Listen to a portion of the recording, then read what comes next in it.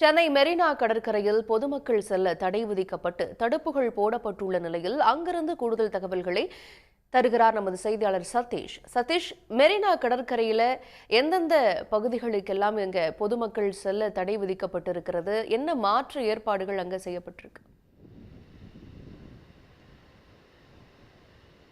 கண்டிப்பாக வங்கக்கடலில் உருவான டிட்வா புயல் நேற்று வளிமண்டல அழுத்த காற்று தாழ்வு மண்டலமாக வலுவிழந்தது. இதனை அடுத்து புதுச்சேரி மற்றும் தமிழ்நாட்டின் வட கடலோர பகுதிகளில் தொடர்ந்து கனமழை முதல் பெய்து வருகிறது.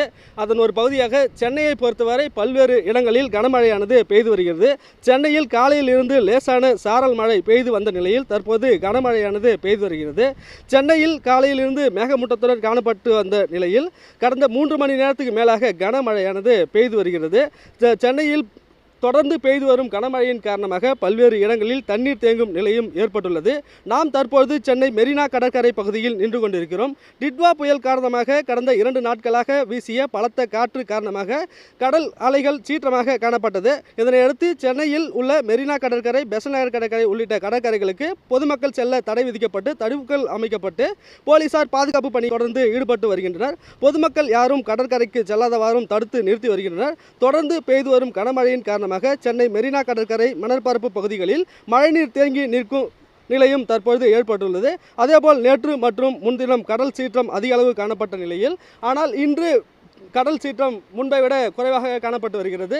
நாம் தற்பொழுது மெரினா கடற்கரை பகுதியில் நின்று கொண்டிருக்கிறோம். மெரினா கடற்கரை பகுதிகளுக்கு பொதுமக்கள் வருவதை போலீசார் தடுத்து நிறுத்தி வருகின்றனர். காரணம், கடற்கரையில் கடல் அலை அதிக அளவு காணப்படுவதால் ஏதேனும் அசம்பாவிதங்கள் ஏற்படாதவாறு அதனை தடுப்பதற்காக முன்னெச்சரிக்கை நடவடிக்கையாக சென்னை மெரினா கடற்கரை சுற்றியுள்ள அனைத்து வாயில்களும் மூடப்பட்டு பேரிகார்டுகள் அமைக்கப்பட்டு பொதுமக்கள் செல்லாதவாறு போலீசார் தொடர்ந்து நிறுத்தி வருகின்றனர். இதன் காரணமாக பொதுமக்கள் அனைவரையும் போலீசார் நிறுத்தி வருகின்றனர். அதேபோல் பொதுமக்கள் பெரிதளவும் ஆர்வம் காட்டவில்லை. அதன் காரணமாக சென்னை மெரினா கடற்கரை தற்பொழுது வெறிச்சோடி காணப்படுகிறது என்பதை நாம் தற்போது பார்த்து வருகிறோம். விவரங்களை வழங்கியமைக்கு நன்றி சதீஷ். உடனுக்குடன் செய்திகளை தெரிந்து கொள்ள சன் நியூஸ் பெல் ஐகானை கிளிக் பண்ணுங்க.